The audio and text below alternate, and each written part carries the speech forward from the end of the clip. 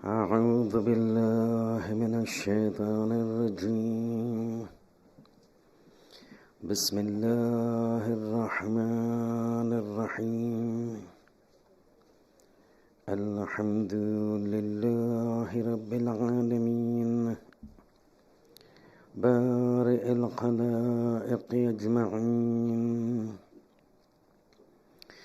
ثم الصلاة والسلام والتحية والإكرام على خاتم النبيين وسيد المرسلين أبي القاسم محمد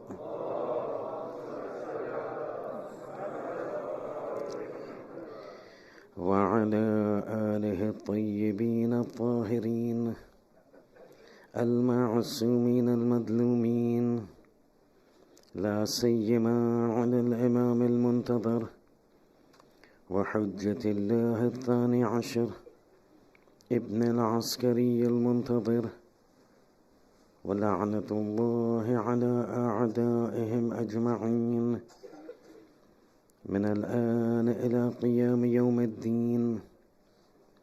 أما بعد، فقد قال الله سبحانه وتعالى في كتابه الكريم القرآن الحكيم: بسم الله الرحمن الرحيم. وما كان لمؤمن ولا مؤمنة إذا قضى الله ورسوله أمرا أن يكون لهم الخيرة من أمرهم، ومن يعص الله ورسوله فقد ضل ضلالا مبينا. صلوات.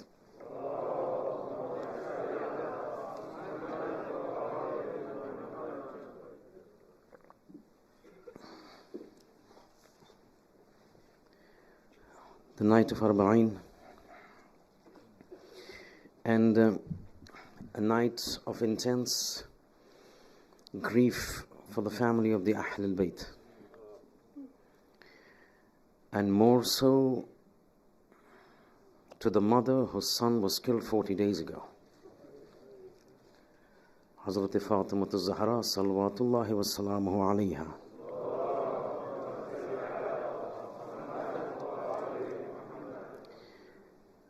And tonight being the night of Arbaeen, it is a tajdeed, it is a renewal of that musibah and the grief that befell Fatima on the 10th of Muharram. Because on the 40th day you sit to commemorate what happened on the actual event. So Fatima is grieving, and to assuage her feelings, to balm her troubles and grief, may I request you all to recite one loud salawat for the happiness of Hazrat Zahra salawatullahi wa salam.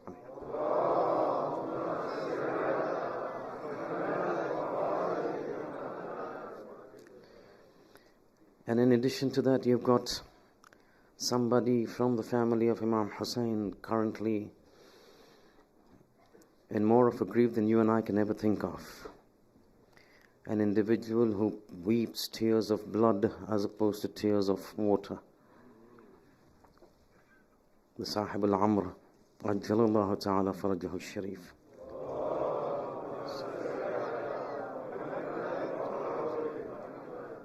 And again, tonight is the time to renew our bay'at to him, to renew our pledge of allegiance to him, to renew our iman to his wilayah, to reinvigorate our pledge that, to Imam, if you were here, we would say Labbaik Ya Hussein, and be part of your group to avenge that slogan that you will come with, Ya Latharat al-Hussein. And to convey this renewed pledge on this Arbaeen of Hussein to the grandson of Hussein ibn Ali, who's waiting for the permission of God to reappear on the earth to avenge the killing of his father. أين الطالب بدم المقتول بكربلاء. Let's recite one salawat to renew our pledge so that he knows that we are here following his wilayat to say labbaik when he comes and announces his arrival. Sallu ala Muhammad wa ala Muhammad.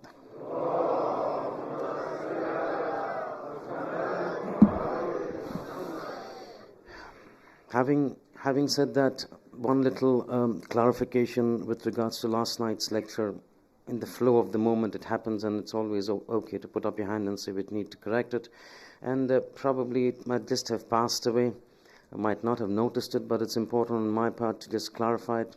In the last part of the Masaib, when we were discussing about the tribesmen of Hadrat Fidda, we said they belong to the black community. Whereas Hadrat Fidda belonged to a region which is northeast of Africa, which consists of today's Sudan, South Sudan, Eritrea, and Ethiopia.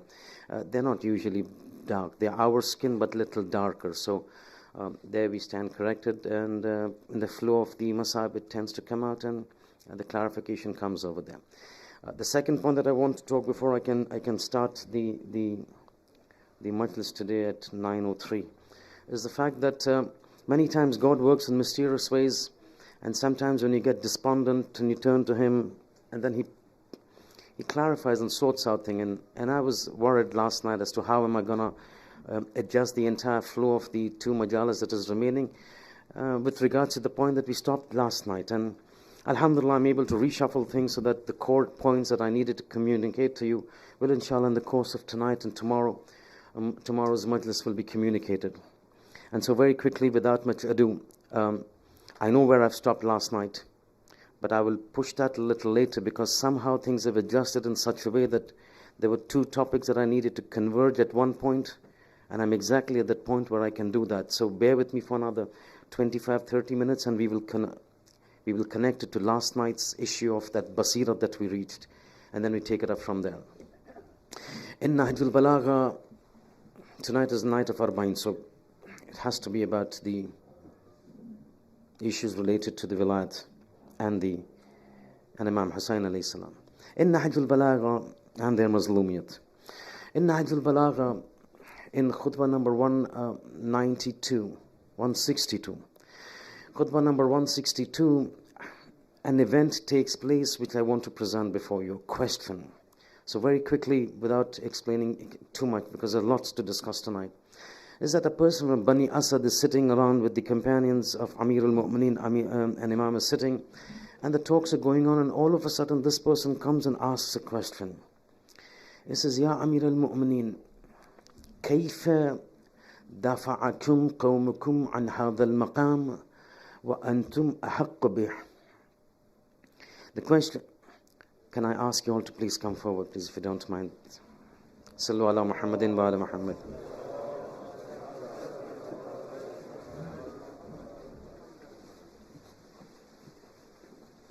Sallu ala Muhammadin wa ala Muhammad.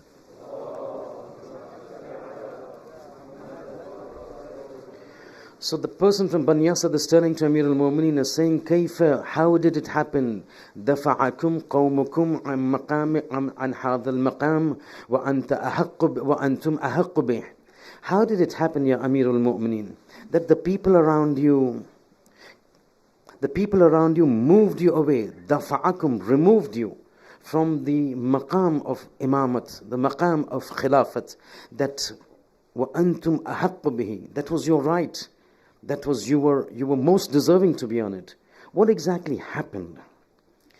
Now, in order to understand the answer of Amir al-Mu'mineen to this, let me take you back to what happened in Thaqifah. Because what we are over here tonight to commemorate, you know, that though it took place in the year 61 Hijri, it started in the year 11 Hijri when the Holy Prophet passed away. And always, we don't have to keep reminding ourselves, Allahumma al'an awwala dhalimin dhalama haqqa Muhammadin wa ala Muhammad. So in the incident of Thaqifah, at the time when the Holy Prophet went, the entire Medina split into three groups. One group that was totally against Amir al-Mu'mineen alayhi salam.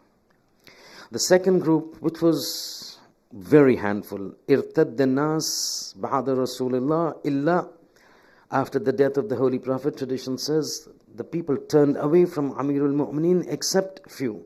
Certain riwayat says 5, 7, 9, means a handful. So one group totally against Amir al-Mu'mineen, one group for Amirul Mu'mineen if you're a handful. But there was a group, a sizable number that was on the fence. Neither here nor there. Neither wanting to commit to this side, nor wanting to commit to that side. 3 groups. Not necessarily the one who supported against Ali were the majority. There was a sizable number in between. When this person from Bani Asad asks Amirul Mu'mineen, what happened? Why did people turn you away from that position that was rightfully yours? Imam says this took place because of 2 groups. He says, and now this is Nahjul Balagha, yeah? He says, شَحَّتْ عَلَيْهَا نُفُوسُ قَوْمٍ وَسَّخَتْ عَنْهَا نُفُوسُ آخَرِينَ. Ajab thing. He's saying this took place because of 2 groups. And you need to pay very careful attention because this is a very sensitive night, one. And what I'm going to say to you is very sensitive and very pertinent to you and me today in today's time in the imamate of our 12th Imam. So you see how what I'm going to say is going to be affecting you and me directly. Imam says, because of 2 groups, I was totally sidelined for 25 years, and the masir and the rule that Allah had ordained, they completely changed it. So they're asking now, what do you mean by this? شَحَّتْ عَلَيْهَا نُفُوسُ قَوْمٍ وَسَخَتْ عَنْهَا نُفُوسُ آخَرِينَ. He says, at that time, 2 groups took place who actually worked in endeavoring to ensure that this haqq of mine was taken away from me. He said the first group, شَحَّتْ عَلَيْهَا نُفُوسُ قَوْمٍ. There was one group that immediately after the death of the Holy Prophet became covetous, became greedy to take charge of this Khilafat. Shahat means to become stingy, to hold things to oneself, not to give. It is the opposite of sakhawat. Sakhi means somebody who's generous. Shahha means somebody who holds things back to himself, stingy. It says this group became stingy. They became desirous, greedy, covetous. For what? To get the Khilafat after the Holy Prophet. And for this group, yeah, after this incident takes place, Amirul Mu'mineen is so disheartened. He's so disconsolate. He's so disappointed that he goes straight to the haram of the Holy Prophet after the burial. He goes over there, and numerous instances afterwards also he goes and complains. And one of the times he goes and complains to the Holy Prophet, he goes over there, and Riwayat tell us, Amirul Mu'mineen goes to the grave of the Holy Prophet, clings to the grave, weeps, and he recites that verse of the Quran. Surah A'raf, verse number 150. This Surah A'raf, verse number 150 is recording those words of Hadrat Harun that he said to Hadrat Musa. Now, as soon as I say about Harun, Hadrat Nabi Harun and Nabi Musa, that hadith and manzilat should come into your minds. That the Prophet says, Ali, your relation to me is the relation of Harun to Musa. Keep that in mind. So Zawad says he goes to the grave of the Holy Prophet, clings to it, weeps, and he complains by reciting that verse. Now, in this verse, what is the complaint of Harun? Allah has picked up those entire verses verbatim of Harun and put it into the Quran. This was the time when Musa goes to the mountains. That same thing. وَوَعَدْنَا مُوسَى 30 لَيْلَةً. We told him to come for 30 days. وَأَتْمَمْنَاهَا بِعَشْرٍ. We added 10 more days for 40 days. 40 days Musa goes to meet to the communication with Allah subhanahu wa ta'ala. In the meantime, we've discussed this. In the meantime, Samiri downstairs, when he's gone to Kuwaitur, Mount Sinai. Downstairs amongst the tribe, amongst the Qabila, Samiri comes, prepares the calf, turns everybody from the worship of God to the worship of the calf. All of us know this. Musa comes down. This verse number 50 says exactly what happens when Musa comes down. It says Musa comes on ghadaban, angry. He comes on and sees all my efforts in 40 days poured water over it. What was supposed to be La ilaha illallah is now this calf is being made the God. This calf has become the ilah of them. He flies into a rage. He gets infuriated. Quran now mentions what happens in that rage that he does. And this is verse number 50 of Surah A'raf. It says, وَأَلْقَى الْأَلْوَاحِ. He had those alwah, the tablets that were given to him. Parts of Torah engraved on it. It says, out of the anger that he saw that entire people have become now idol worshippers and idolaters and following idolatry. It says, وَأَلْقَى الْأَلْوَاحِ. He picks up those, the tablets for alqa. He threw it. The anger that was so much. فَأَخَذَ بِرَعْسِ أَخِيهِ. He went and held the hair of his brother Harun, يَجُرُّهُ إِلَيْهِ, pulled him to him. as if in anger to say, Harun, I had left you to guide the people in my absence. And you allowed them to take charge by means of preparing a calf and worshipping him, worshipping the calf min dunillah, other than God. At that time, Hazrat Harun expresses his weakness. And these were the words that Harun says, picked up by God, put it into the Quran, picked up by Amirul Mu'mineen at the grave of the Holy Prophet, is weeping and he's complaining. As soon as he picks up, the Holy Prophet, the Quran says, أَخَذَ بِرَأْسِ أَخِيهِ, he took him by the head, يَجُرُّ إِلَيْهِمْ, pulled him towards him. What did you do? Why did you not stop them? At that time, Hazrat Harun turns to him and says, قال, Allah says, Harun says, قَالَ ابْنَ O my cousin, O my brother, إِنَّ الْقَوْمَ اسْتَضْعَفُونِي, this community took me as a prisoner, made me weak. They overpowered me in numbers. The superiority of the opposition over me made me weak. إِنَّ الْقَوْمَ اسْتَضْعَفُونِي وَكَادُوا أَن يَقْتُلُونَنِي, and they were almost about to kill me. Exactly the same thing after the incident of Thaqifa, the Holy Prophet's grave. Amirul Mu'mineen is going and crying, Yabna O my cousin. Innal qawma istad'afuni, this community, this ummah of yours have conspired against me. A numerical superiority has been taken against me. وَكَادُوا أَن يَقْتُلُونَنِي, and they were about to kill me. Understand, Imam Ali's neck, the rope around Imam Ali's neck, the hadke hurmat that took place with Bibi Fatima, all was with a purpose. We don't have the time to discuss. Very quickly I will tell you and I'll move. The purpose was to provoke Ali to take out the sword, as a result of which a battle would ensue, and the intention was to kill Ali. The entire hadaf for all of this was to provoke the sentiments of Ali to take out the sword. I will burn your house, take your sword out, we want you to do that. Because we are arranged things that as soon as you take off the sword, we will get an excuse to kill you. We will burn your house. We will drop the door on your wife. We will make sure she suffers injury. We want to provoke and invoke those sentiments for you to come out with a sword, and then we will deal with you. If that doesn't work, we will put a rope around you and pull you. So that if the wife has not got you into a provocative situation, we, by pulling you, will get you to take out your sword. The chance, the idea, the objective was, you take out the sword and we will kill you. But the Prophet had warned him, Ali, don't do that. Don't do that. And this is exactly what the Amirul Mu'mineen coming to the grave of the Holy Prophet is saying. They wanted to kill me. And he's complaining, after you went, these people had a numerical superiority against me. They wanted to kill me. A Samari stood up. We don't want to mention names. A Samari stood up. He proposed an ideology. The ideology that we are superior to Ali and we should be getting the Khilafat. Samari stood up. He proposed an ideology. Ya Rasulullah, I opposed. I protested. I stood up in opposition. They had a numerical superiority. They wanted to kill me. I retreated. Then he's saying, not that I retreated because I fear death. Ali, in the way of Islam, doesn't fear death. Ya Rasulullah, when you were doing hijrat, I slept in your bed when I knew that there were 40 swords lying outside waiting to kill you, and thinking that you were me and I was you. At that time, I did not even have a sword. But I've never slept so peacefully except when I slept on that night without any fear of death. Ya Rasulullah, I retreated not out of fear of death, but because I realized getting myself killed now will serve no purpose to Islam. And so I had to retreat.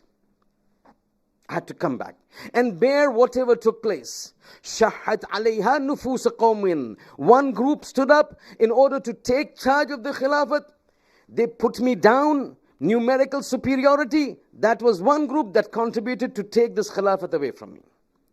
Says, but my complaint is not just with this group, but there's another group that is sitting on the fence. وَسَخَتْ عَنْهَا قَوْمٌ النُّفُوسُ آخَرِينَ. And there was the second group, and Imam uses the word sakhat. Sakhat comes from the word sakha. Sakha means generosity. The first time he uses for the first group, shaha. They became stingy and wanted to keep the khilafat for themselves. But the second one, he says, sakhat. They became generous and gave away the khilafat to that first group. It says they became generous and they gave away the vilayat as if in total indifference to what was my position and my state. So one group became stingy, took the khilafat for themselves. There was a possibility if that second group had supported me, I would have got the khilafat. But the second group, as if in generosity, gave away the khilafat, as if they just passed by it with indifference. Keep this in mind. They passed by it as if they're indifferent to this incident. Let them do what they want. We just want to pass by it. We are generous. We are just gifting it to them. See, sakhawat is of two kinds. Generosity is of two kinds. One is a generosity that is praiseworthy. You be generous, you help the others. But one generosity is reprehensible, is abominable. That generosity when it takes the rights of the others. You take somebody else's money and you give it to somebody else as if charity. That is not charity. That is not generosity. That is praiseworthy. That is reprehensible.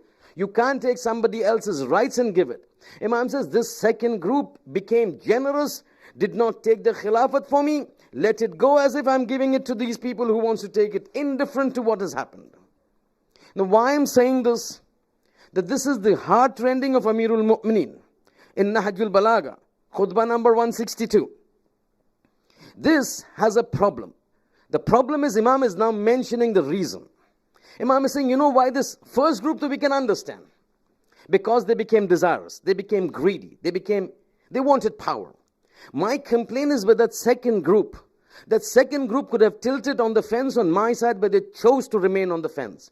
Then he says, you know why? It's because they did not understand who I was. They did not realize who I was. They thought I was similar to those people, those 2 or 3 people. They did not realize my maqam. They did not realize who I was. They did not have my ma'rifat. They did not see the difference between me and them. As a result of which, the first group took away my rights. The second group, not knowing and realizing who I was, kept quiet. The third group that was there with me was so small that had we even stood up, we would have been finished in a matter of minutes. Now this is a major problem for us. Why so? Look what Amir al-Mu'mineen said. One group against me.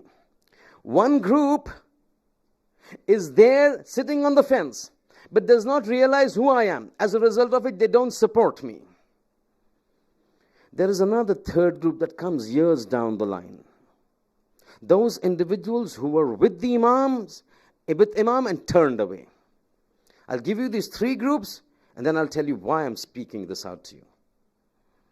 The third group comes a little later down the line. Individuals who were with the Imam, but because of certain circumstances, they turn against the Imam. You know, you keep hearing this tradition about Salman Farsi, Salmanu minna Ahlul Bayt. All of us have heard this. Do you know something? That Salman was not the only person for whom the Ahlul Bayt said, Salmanu minna Ahlul Bayt. There was one other individual for whom the Amirul Mu'mineen has gone on record in Nahjul Balagha. It's saying number either 450 or 470. Right now I'm a little confused, but one of them. The short sayings, Kalimatul Qisar, 450 or 470. In which he mentions another individual who was so close to him that Ali says, La yazalu, and that individual you know, Zubair. Talha and Zubair. About Zubair, Amirul Mu'mineen in Nahjul Balagha is saying, La yazalu az-Zubair minna Ahlul Bayt. Zubair was from us, Ahlul Bayt. But you know, this same Zubair about whom, and I've just recited half of this hadith, because the other half I'm going to mention just now. Amirul Mu'mineen is just talking similar to Salman. Salmanu minna Ahlul Bayt. Over here he's saying, La yazalu az-Zubair minna Ahlul Bayt. Always and continuously. La yazal means constantly, continuously. Zubair was from us, Ahlul Bayt. But you know what was the outcome and the consequence of Zubair? This Zubair was that same individual in the battle of Jamal stood up against Amirul Mu'mineen to fight against Ali. A person whom Ali says was continuously from my family, from Ahlul Bayt, now stands up before Ali and says, I'm going to avenge you, fight you. I'm going to fight you to avenge the killing of Uthman, because I think, Ali, you had a part to play in the killing of Uthman. Now let me read the whole hadith which Ali says in Nahj al-Balagha. It says, لا يزال الزبير منا أهل البيت حتى نشأ ابنه المشؤوم عبد الله. He says, till his son Abdullah was not born, Zubair was part of our family. When Abdullah came, the son became such a wretched son that he took the father out of our wilayat, took the father out of our muhabbat, and made him stand opposite to me in the battle of Jamal.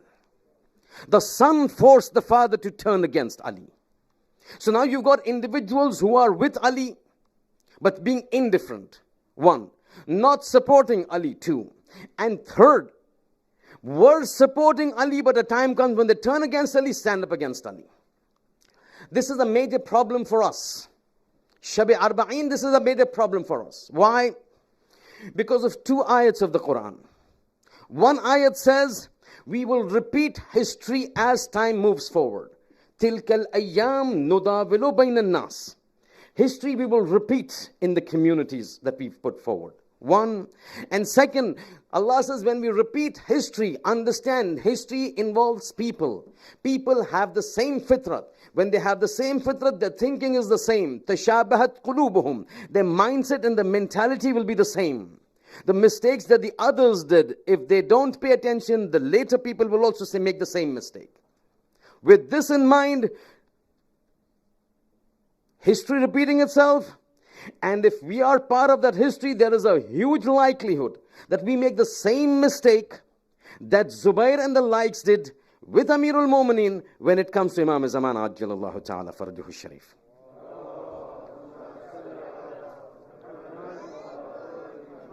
We have the same problems. And what could be the problem? There, Ali had people who were sitting on the fence, who did not join his group, one. Who did not support him and his cause, two. And then you had individuals afterwards who were with him, turned against him. The same thing is applicable for us. When Imam-e Zamana comes, what could happen? One, understand the dangers that lie with us. Because we've got the tradition and you know it. But I'm going to open the tradition out. You've heard it so many times that when Imam-e Zamana comes, one of the first individuals who will oppose him will not be the Christians and the Jews, will be the Mu'mineen who have been praying, Allahumma ajjil li waliyikal faraj. We've got this categorical tradition from the sixth Imam. One of the most vociferous opponents will be the Shiites of Ali. That when Imam comes, they'll say, we don't accept you. How could this take place? In two ways, in three ways. One, or we can combine it into two ways. One, when Imam comes,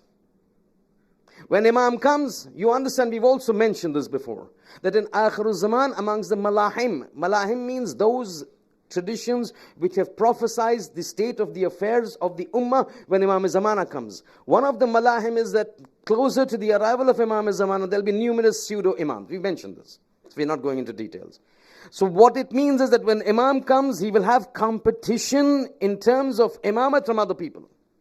One way we will not be serving, and you remember this one thing, yeah? Sitting with wilayat in the heart is good, but that wilayat needs to come out when it is actually needed. Over here sitting we can say 10 times, Allahumma ajjil li waliyikal faraj. 10 times we can say, Alhamdulillah alladhi ja'alana min al-mutamassikina bi wilayati Amiril Mu'mineen. But it is when they come and you support them, that is the time it counts. It is like you keep studying for an exam. When the exam comes, you need to deliver.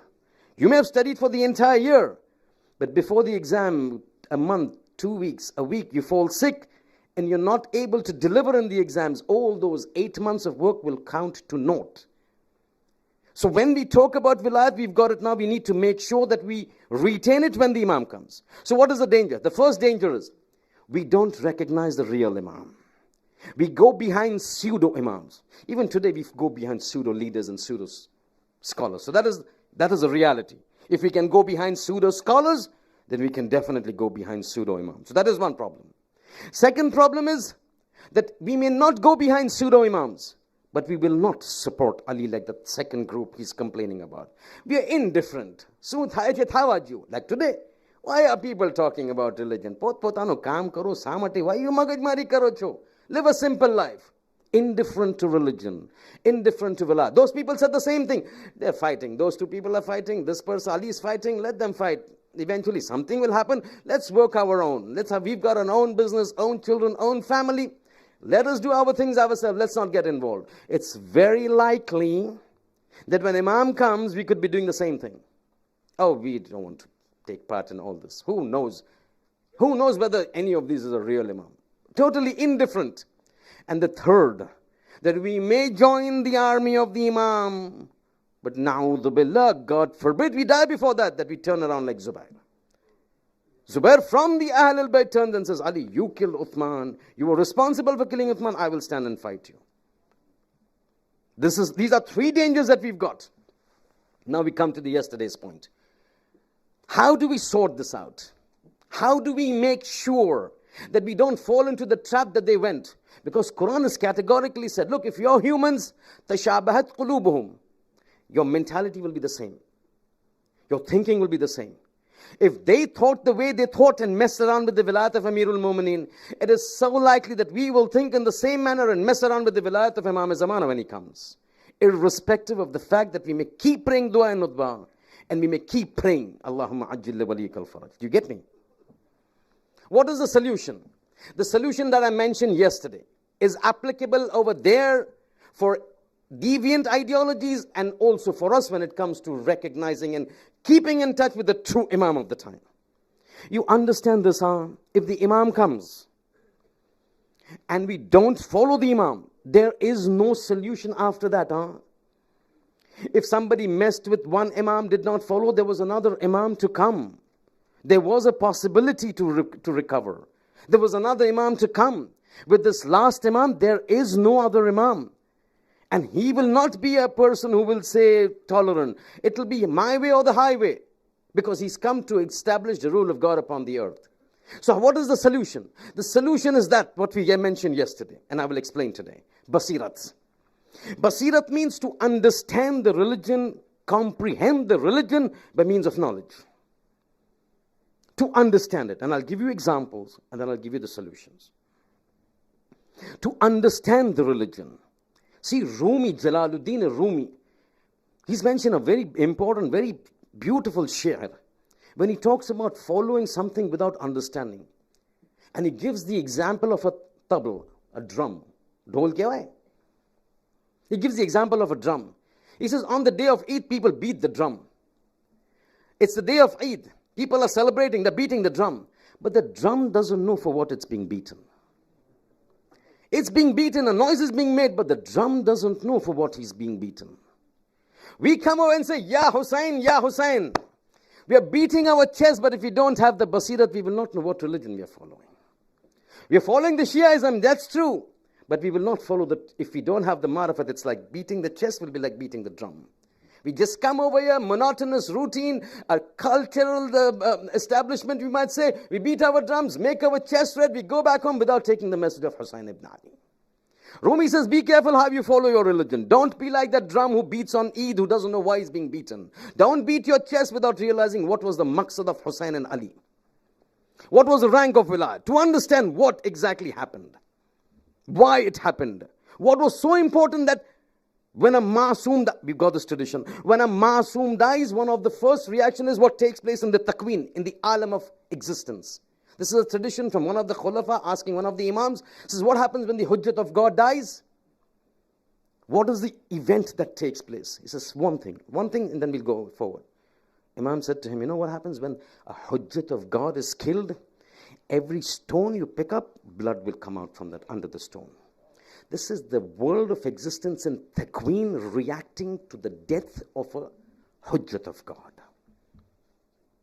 When a hujjat of God is killed, every stone that you pick up from under the stone in the depths, blood will flow out.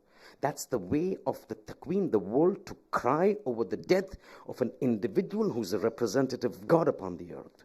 There's a reaction. Over here when we come, and when we're talking about the entire reality of how this entire movement moves, that when a hujjat of God is to be killed and this event is unfolding. Now, In the entire scenario that we're talking about, that when the skies are moving, and if you could just give me a minute. Sallu ala Muhammadin wa ala Muhammad.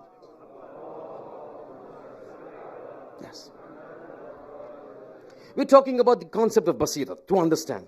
Understand the religion so that we don't become like tabla. Sometimes we lose track. I'll give you an example of how to understand the religion. And then you will know exactly. Because right now it's confusing. How basirat? What basirat? What does basirat mean? So understand. How when you face a situation, you need to understand it, appropriately follow it, so that you're on the right path. But again, I will tell you, this will not be possible for most. So the solution comes. At the time of the sixth Imam, Sadiq Ali Muhammad Ja'far ibn Muhammad as-Sadiq alayhi salatu wassalam.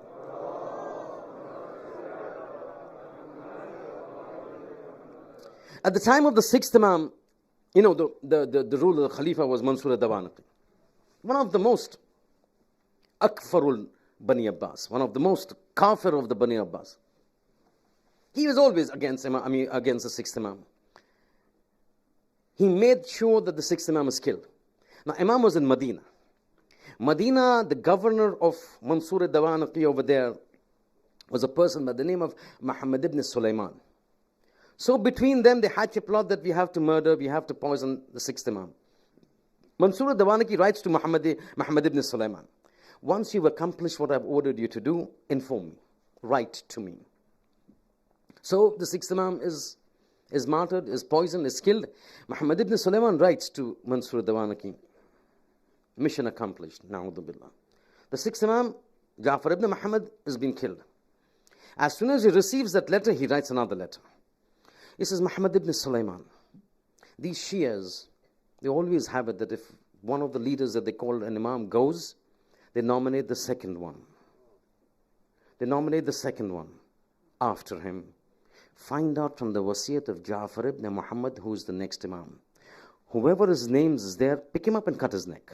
Don't even ask, just cut his neck off. We don't want this lineage to continue. They've been a thorn in our side. This is Mansur ad-Dawanaqi. This letter reaches Muhammad ibn Sulaiman. Find out who's the wasi. He goes, he makes efforts, goes to the house. We need to know where's the wasiyat of the sixth Imam. Says, Imam has left a wasiyat. Give me the wasiyat. He's telling his soldiers, the name of the person I mentioned, you have to go. Don't even bring him to me, slice his neck off. So they said, okay. They're waiting. The wasiyat is brought to Muhammad ibn Sulaiman. Understand the song. The wasiyat is brought to Muhammad ibn Sulaiman. He opens it. Stunned. Surprised. What do we see? He sees, Imam writes, after me, the following individuals are my successors. The first person he writes is Mansur ad-Dawanaqi. Second person he writes, Muhammad ibn Sulaiman, the governor of Medina. Third person, my successor, my wife, Hamida. Fourth person, my successor, my elder son, Abdullah. Fifth person, my successor, Musa ibn Ja'far al-Qadim alayhi salatu wassalam.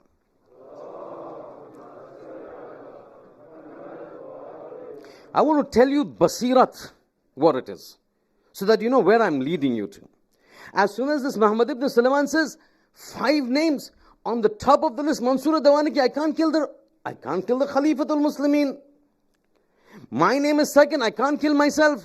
He writes to him, Ya Khalifatul Muslimin, these are the 5 names. I don't know who's the successor. Your name, my name, his wife's name, his elder son's name, his younger son's name. I don't know who. How do we take this forward? This letter reaches Mansur ad-Dawanaqi, he's stunned. He can't give the orders to kill himself. He can't give orders to kill his governor. How to kill a lady? And how do we know what about these 2 people? We can't just go killing everybody. There'll be a backlash. He says, okay, let's wait till we find out the real solution. That is saved. But the problem that this letter created was the people in Medina did not know now who's the next Imam. Out of this, they're looking. Imam has mentioned these 5 people. Who is the Imam? Nobody knows. Medina in tension, in anxiety. Who is the next Imam? Whom do we give the wujuhat al-shar'iyya? Whom do we go to ask the masail? They don't know. Because to protect the 7th Imam, this ruse was employed. This is happening in Medina. Basiratan. understanding the religion. Not be like the drum who's being beaten without understanding why the beating takes place. This is happening in Medina. In Kufa, there is a companion, there's a Sahabi of the Imam by the name of Abu Hamza al-Thumali. Abu Hamza al-Thumali was one of the very close companions of the Imams. He's referred to as the Salman of his time. What Salman was at the time of the Holy Prophet, Abu Hamza was the Salman of his time. He's in Masjid al-Kufa. Somebody comes from Medina, informs him about the shahadat of the sixth Imam. Very upset. Very upset. But old man now. But all of a sudden he says, immediately the next question, who's the wasi after him? Says Abu Hamza, nobody knows. Says it's impossible. Impossible for a hujjat of God to go and not leave behind a wasi and representative. There has to be some. He says, no, there's a problem. He says, what? The wasiyat says this. He says, what does the wasiyat say? He says, wasiyat says, the Imam says, after me, my representatives are 1, 2, 3, 4, 5. As soon as he hears this, a tabassum comes on his face. He raises his face. He says, Alhamdulillah, thank God for advising us and guiding us onto the next Imam after Sadiq Ali Muhammad.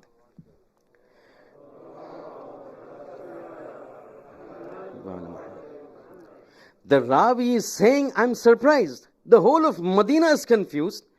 I've just broken this news to Abu Hamza. He knows the 5 names and all of a sudden now he's saying that Alhamdulillah for informing me who the Khalifa is, who the next Imam is. He says, Abu Hamza, how do you know? This is very clear in this. There's nothing to be confused about. I'm surprised how Medina is such in confusion. He says, out of this 5, how do you know it is the Imam? He said, listen, this is called Basirat. He says, look, the first name is Mansur al-Dawanaqi. Mansur al-Dawanaqi cannot be the Imam because of verse number 124 of Surah Baqarah. Surah Baqarah, what did it say? We'll discuss this. Inni ja'aluka linnasa imama. We have made you an Imam. Ibrahim says, wa min dhurriyati. What about my children? Allah says, la yanalu ahadi dhalimin. My imamat that I've given to you will never reach a dhalim. Mansur al-Dawanaqi, having taken our khilafat, having killed so many people, is a dhalim. This imamat can never reach him. So his name is struck off from the list. Remaining 4. The second name is Muhammad ibn Sulaiman. He works for a dhalim. In our, the Holy Prophet has said, Man a'ana dhaliman kaman.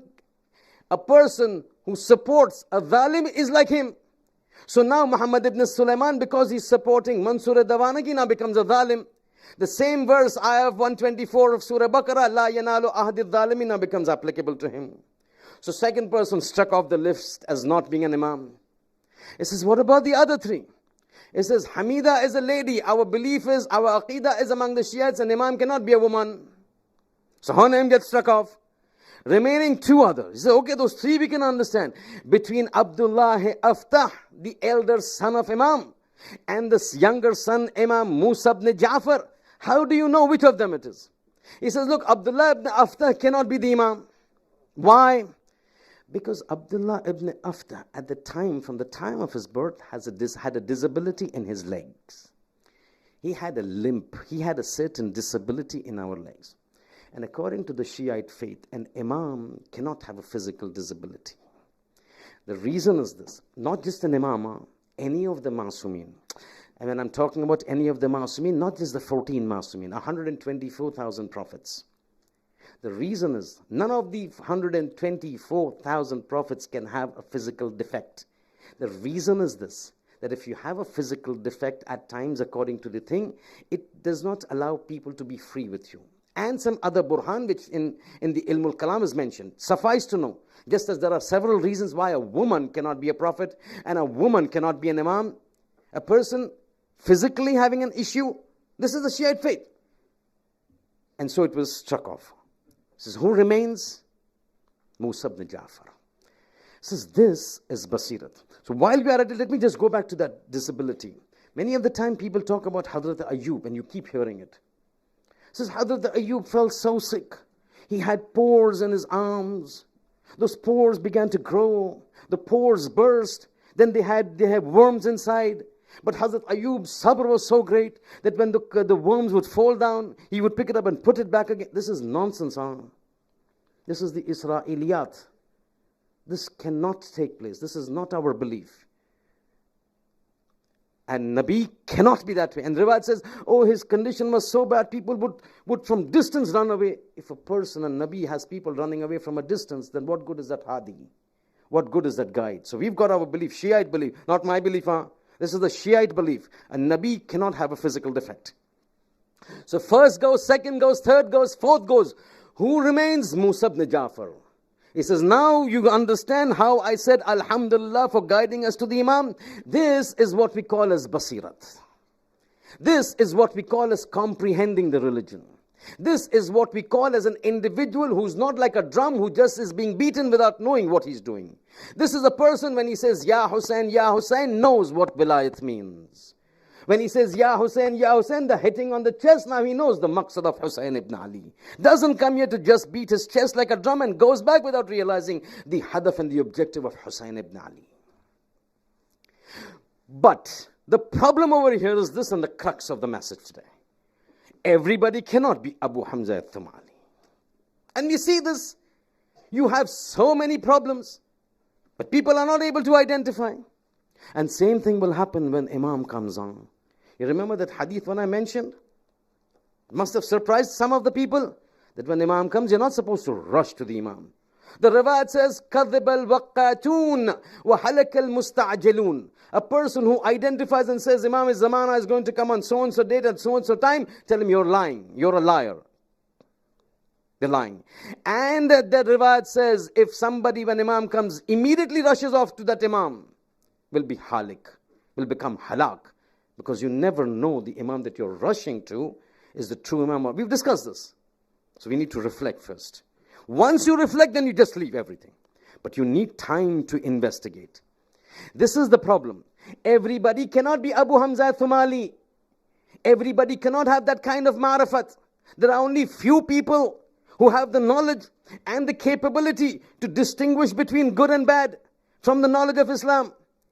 You have two instances of two women with two masooms, each of them behaving differently. One, Jo'da, the wife of Imam Hassan alayhi salam, who was constantly with Imam Hassan alayhi salam. Then you've got another incident of that girl, a beautiful slave girl, who was sent by Harun al-Rashid into the cell and the prison of Imam Kadhim alayhi salam to get him to do something which was not right. She was sent primarily for that purpose, that in that loneliness of the cell, give company to Imam Kadhim alayhi salam, get him to come to you and do something, and we will then use that to tarnish his image outside, that in the isolation of a cell, this is what happens. And then when he sends their caretaker, the prison warden, to see whether that lady has succeeded in her endeavor, what does he see? He sees she is in sajda reciting Subbuhun Quddusun, Subbuhun Quddusun. He calls her and says, what happens? He says, I don't know. I couldn't get him to do it. Forget about asking him to come to me. I went to him and going to sajda Subbuhun, because he was always in sajdas. Over there, that lady with an Imam Masoom, this lady with an Imam Masoom, that lady 24 hours with the Imam, this lady 24 hours with the Imam, that lady gives poison and kills the Imam, this lady becomes a muhib of the Imam. Basirat, understanding. But everybody might not be able to do it, so what is the solution? The solution is either you are able to do it yourself, and if you're not able to do it yourself, then you follow those who are able to do it. Means what? Means any issue that comes to you that you don't know, Quran gives us a ruling. فَاسْأَلُوا أَحْلَ الذِّكْرِ إِن كُنْتُمْ لَا تَعْلَمُونَ. Ask those who know. But don't ask every Tom, Dick and Harry who knows. You need to go to the one who's the most learned. You need to go to one who's most knowledgeable. You need to know the one who's been playing with knowledge of the Ahlul Bayt, who's been graced with the knowledge of Ahlul Bayt by the barakah of the Ahlul Bayt, not any Tom, Dick and Harry. Taught to us by whom? Taught to us by none other than that lady because of whom you and I are sitting over here tonight. Hazrat Zainab salawatullahi wa salamuhu alayha.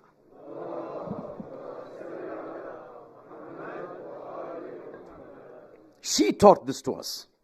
So when did she teach this to us?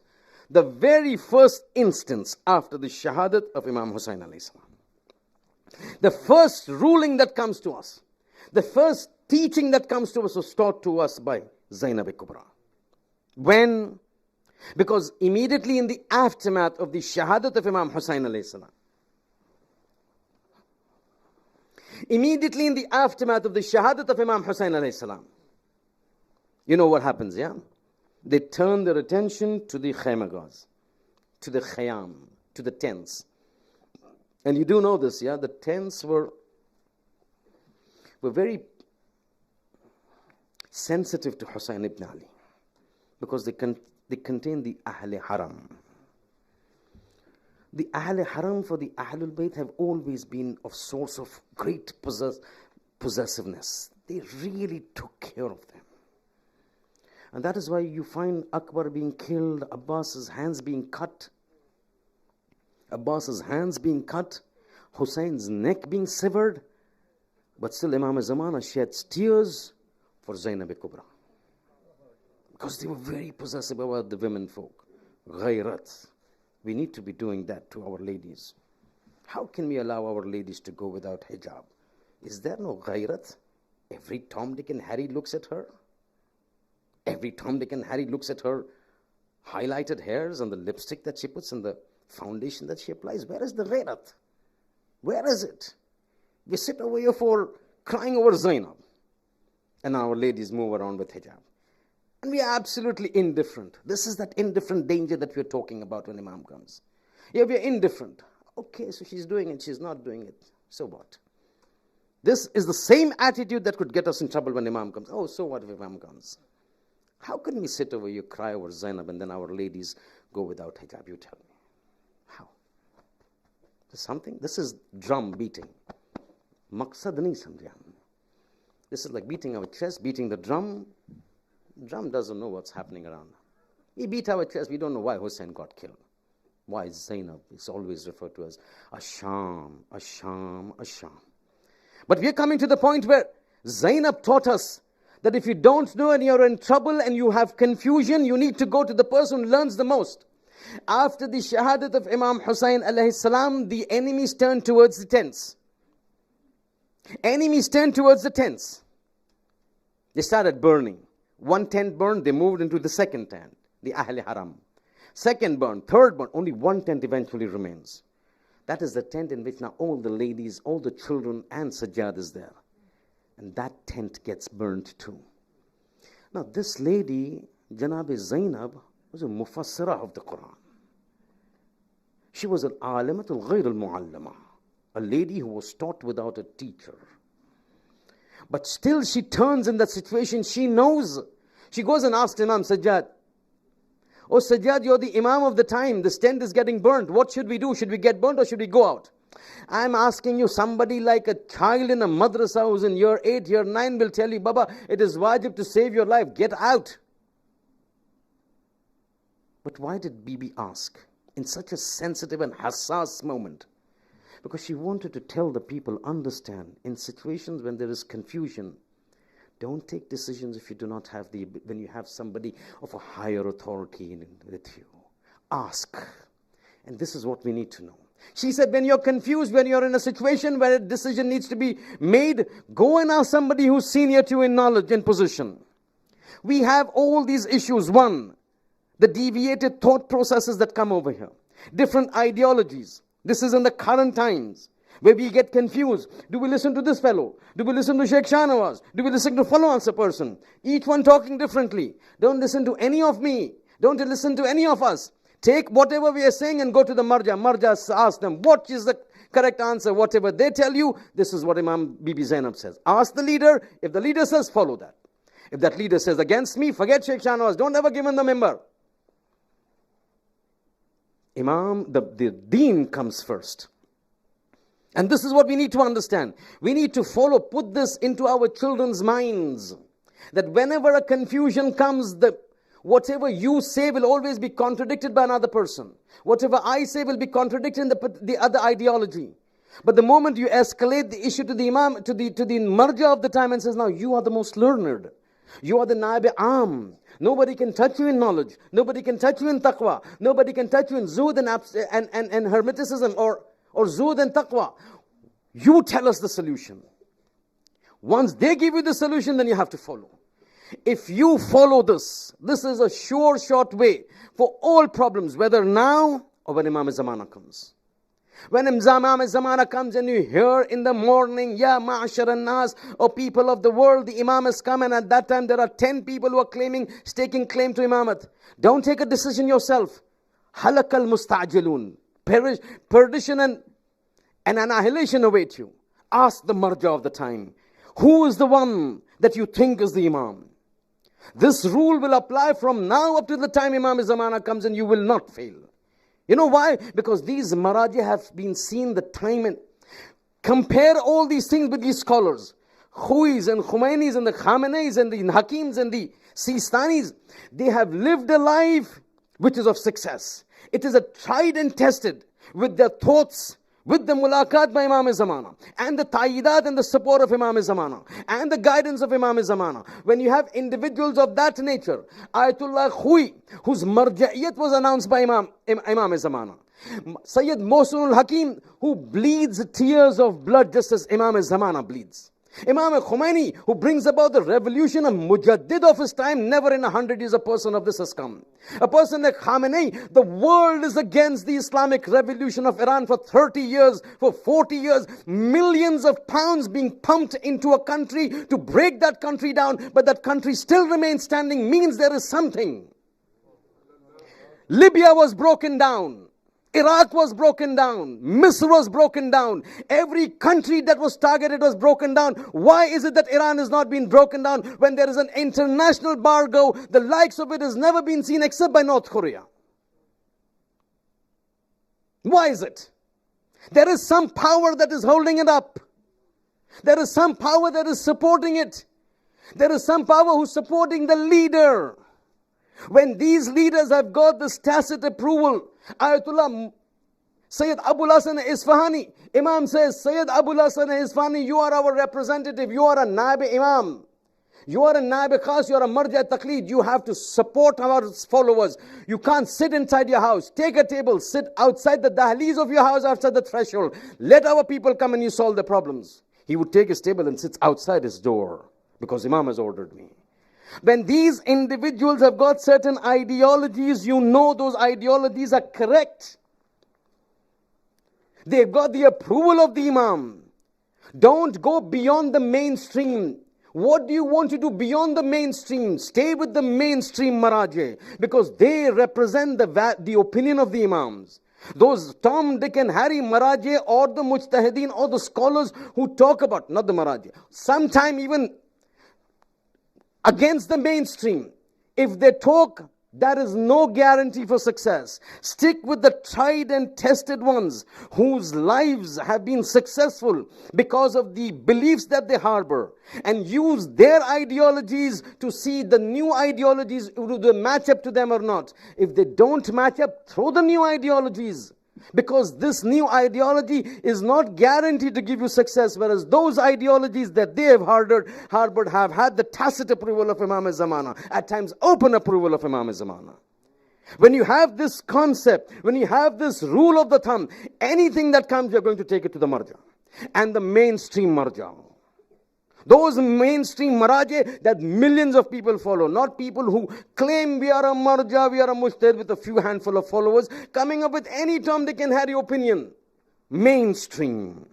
If you keep this in mind, if you have this, if you instill it into our kids and youths, you will see, whether it is in today's time, 2021, where you have these different ideologies coming, or when Imam Zamana comes, there is no way you can go wrong. Why? Because these are people of basirat. When you have basirat, you can't go wrong. I cannot have basirat because I don't have that much ilm, that much knowledge, that much taqwa. But then go to somebody who's got it. Zainab has told this to us. This is a big lesson. This is a sure, short way of getting out of confusion. Don't talk about me that Sheikh has said it, then go to another scholar. Is this correct? Go straight to the marja. Najaf.org, Sistani.org. Questions. This is what a scholar is talking about. This is this thing. Attach, send it. 15 days later, 20 days later, it will come. When you come to me and say, Sheikh, you're talking nonsense. This is what the marja said. This is what you've been saying. Out. He will never call you. Don't call me again. I'm telling you, a president is sitting over there. Don't call me again. But do it. Use this technique and you will see you can never go wrong. Because these Maraji who've been there, they've been guided by the Imams. They may have difference of opinion here and there. But on major issues, you never have. You think everything they're having opinions different. Baba, 2% they have difference of opinion in the Masail. 2%. 3%.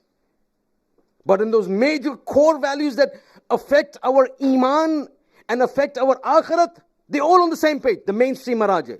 Don't go left, right, here and there to pick out somebody just because you want to say, oh, this sounds so vogue, so much in style to go against the mainstream.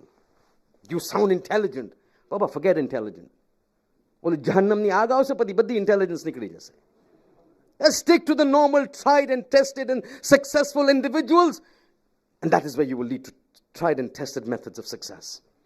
And this is what Zainab has been saying to us. But while Zainab said that to us in the aftermath of Shahadat of Imam Hussain, yeah? Somebody asked Zainab tonight what is going through her heart.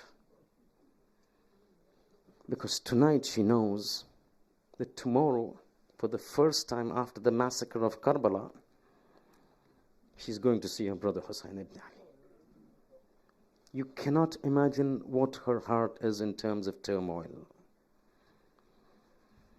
Yazid calls Imam Sajjad, call Ali ibn al-Hussain. Imam Sajjad goes. Yazid says, I've decided to free you. You're free to go. Where do you want to go? Makkah, Medina, Fulan, Fulan. What do you want? Go. Whenever you want to go, you're free to go. He says, you don't realize. I may be the Imam, but there is somebody called Alimatul Ghairul Mu'allama. There's somebody called Zainabiyya Kubra. Zainabiyya Kubra is not a small personality. Yeah? We've got riwayat, we've got testimonies from ulama that say that Imam al-Zamana said, you want my reappearance to come early, to become early? Pray to God with the wasila of Zainabiyya Kubra. This is Imam of the time, yeah. The Sahib-i-Vilayat saying, you want my reappearance to be hastened? Give the wasila of Zainabiyya Kubra. Ma adraka ma Zainab. He says, I'm going to speak and confer and take and discuss with my aunt. He says, okay, go. He comes and says, Aunt, they're telling us to be free. What do you suggest? He says, Beta, Sajjad, not a problem, but I've got 3 conditions. If those 3 conditions are fulfilled, yeah, then I'm willing to leave here. Otherwise, I will stay here. He says, what are those 3 conditions? He says, first, we will not go from here to Medina. I want to go from here to Karbala. I want to go and meet my brother, not Medina. Second, I want a place where I can officially, a hole in our terms, covered with black, placed at our disposal, so that before I go to Karbala, I cry for Hussain in that house. And Sajjad tell him the third thing, all the items that they had looted from us on Shami Ghariba, we need it back. If he's willing to give us all these 3, I'm willing to go, otherwise I will die over here. Sajjad goes to Yazid. Yazid, these are our conditions. He says, done. Tomorrow you leave for Medina. I'm arranging a hole for you. Sajjad says, not just a hole. My aunt has specifically said, black cloth. This black that you wear, yeah? This is significant of that request that Sayyida Zainab made to Yazid. We are not here to enjoy. We want to mourn my brother Hussain ibn Ali. You think setting us free is making us happy? Me going to the grave of my brother after a year to see what state he is in, you think it makes me happy? I want to go after having cried over him. Yazid says, make a hole for him. Put all curtains, black cloth. All black cloth. Kurd made black cloth. The entire Ahl Haram come into the outside arrangements are being made for travel tomorrow to Medina, to Karbala. That must happen tomorrow. The day of Arbaeen must happen tomorrow afternoon. It's a Shabi Arbaeen. So they go to the room. Can you imagine the state of Zainab when she sees that room covered in black? And now for the first time officially she's being given the permission to cry over our brother Hussein ibn Ali. But again, I'm not going to talk about this. I'm looking at the time. I just want to mention one thing. The entire Ahle Haram enter into the room. Outside arrangements are being made for travel tomorrow to Karbala. Here the room has been given, covered with black cloths. The entire Ahle Haram come inside. As they come inside now slowly, all those items that were looted, which we refer to as tabarrukat, are now slowly being brought inside. The first thing that comes is the alam of Hazrat Abbas. The alam of Hazrat Abbas. Can you imagine what would have happened to Zainab when she saw that alam? But this was the same alam that Hussein brought because he could not bring Abbas.